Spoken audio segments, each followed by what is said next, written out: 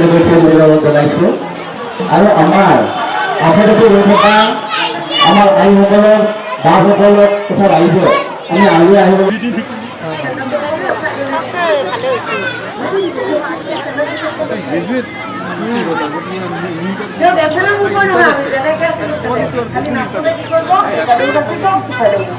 বুজি পাইছেনে? নাচিলে দৰ্শকে চাবলৈ লৈ দিয়ে আপোনালোকে ঘূৰি ঘূৰি নাচিব ব'ল কথা নীতিখিনি এটা ডাঙৰখিনি এটা সৰুখিনি এটা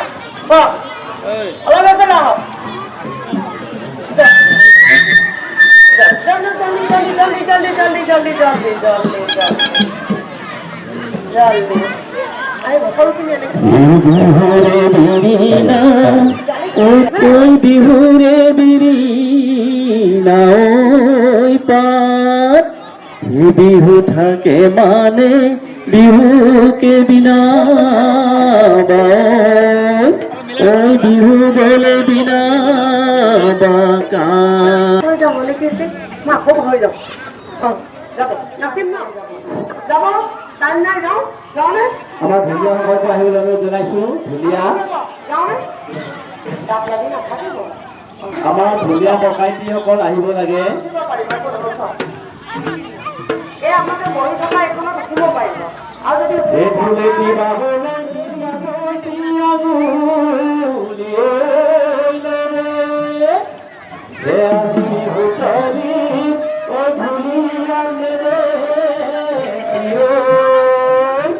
ওই নাচনি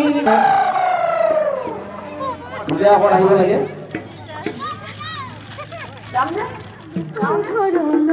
সদায় চাব পাৰো মই ৰৈ ৰৈ ৰৈ ৰৈ ৰখি মইনা মইনা মতি উজনিৰে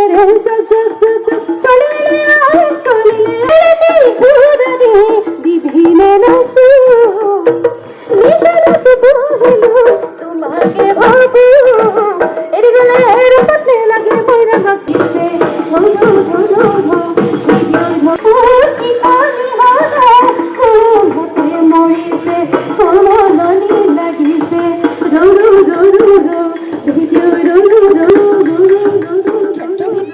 অধ্যয়নৰ বাবে যোৱা বছৰ মাৰ্চ এপ্ৰিল মাহত গলো বিহুৰ এক অনন্য ৰূপ দেখিলো বুজি পালো বিহু অসমৰ জাতীয় উৎসৱ হোৱাৰ কাৰণনো কি আৰু অকল অসমৰ জাতীয় উৎসৱেই নহয় ই হৈছে অসমীয়া সভ্যতা সংস্কৃতিৰ এক জীৱন্ত দলিল মই গৱেষণা যাত্ৰাত বহুত জ্ঞানী গুণী মানুহৰ সান্নিধ্য আৰু সহায় সহযোগিতা মই লাভ কৰিছোঁ ইয়াতে যেনেকৈ আখৰা অনুষ্ঠিত কৰা হৈছে ঠিক তেনেদৰে ডিব্ৰুগড় জিলাৰ বৰপথাৰ অঞ্চলত বিহু সুৰক্ষা সমিতি অসমৰ দ্বাৰা আয়োজিত বিহু আখৰাত মই উপস্থিত হৈছিলোঁ তাত মই আন্তৰ্জাতিক খ্যাতিসম্পন্ন ঘাই বিহুৱা শ্ৰদ্ধাৰ প্ৰদীপ গগৈ বৰদেউতা আৰু তেখেতৰ কন্যা পৰিস্মিতা গগৈ বাইদেউক প্ৰশিক্ষক হিচাপে পাইছিলোঁ তেখেতৰ পৰা তেখেতৰ অভিজ্ঞতাৰ বিষয়ে জানিছিলোঁ পৃথিৱীৰ বিভিন্ন দেশত তেখেতে ৩২খন কাঁহী লগত লৈ কাঁহী ঘূৰোৱা নাচ প্ৰদৰ্শন কৰিছে তেখেতৰ পৰা মই কাঁহী ঘূৰোৱা নাচৰ ইতিহাস সম্পৰ্কে সোধাত জানিব পাৰিলোঁ যে কাঁহী ঘূৰোৱা নাচ হুঁচৰিৰ অন্তৰ্গত হুঁচৰি গাবলৈ গৈ গৃহস্থৰ ঘৰত থকা কাঁহী গাঁও হাতত লৈ এই নাচ দেখুওৱাৰ পৰম্পৰা তেখেতৰ পৰা তেখেতৰ গাঁওখনবোৰত তেওঁলোকে গাঁৱৰে কাষত থকা কোনো এজোপা গছৰ তলত একেলগ হৈ বিহু নাম গাই গাই বিহু নাচে এয়াই হেনো গছৰ তলৰ বিহু একেখন মঞ্চতে মোৰ অতিকে শ্ৰদ্ধাৰ পবিত্ৰ গতিকে আদিম মানুহে অঘোৰ জীৱন ত্যাগ কৰি স্থায়ী বসতি আৰম্ভ কৰি কৃষিৰ যোগেদি নিজৰ খাদ্য যোগাৰ কৰাৰ লগে লগেই বিহু উৎসৱৰ আৰম্ভণি হৈছিল কিন্তু এই কথা মানিবই লাগিব যে ১৩ শতিকাৰ আগভাগত স্বৰ্গদেউ চাওলুং চুকাফাৰ নেতৃত্বত যেতিয়া আহোমসকলৰ এটা দলে পাটকাই পৰ্বত পাৰ হৈ অসমত প্ৰৱেশ কৰিছিল তেতিয়া তেওঁলোকে দেৱবাদ্য বিহু ঢোলটো লগত লৈ আহি আঁতৰাই পঠিয়াই নিজৰ পথ মুকলি কৰিছিল আৰু লগতে ঢোল বজাই মাজে মাজে আমোদ প্ৰমোদৰ ব্যৱস্থাও কৰিছিল এই আহোমসকলেই অসমত পূৰ্বৰে পৰা চলি অহা বিহু উৎসৱক এক পূৰ্ণাংগ ৰূপ দিছিল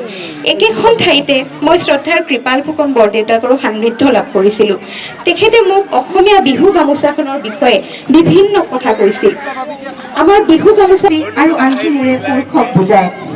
মাজৰ বহল বগা অংশটোৱে পথাৰখনক সূচায়। বিহু উৎসৱৰ সৈতে এই প্ৰকৃতি আৰু পুৰুষৰ ধাৰণাটো অংগাংগীভাৱে জড়িত হৈ আছে।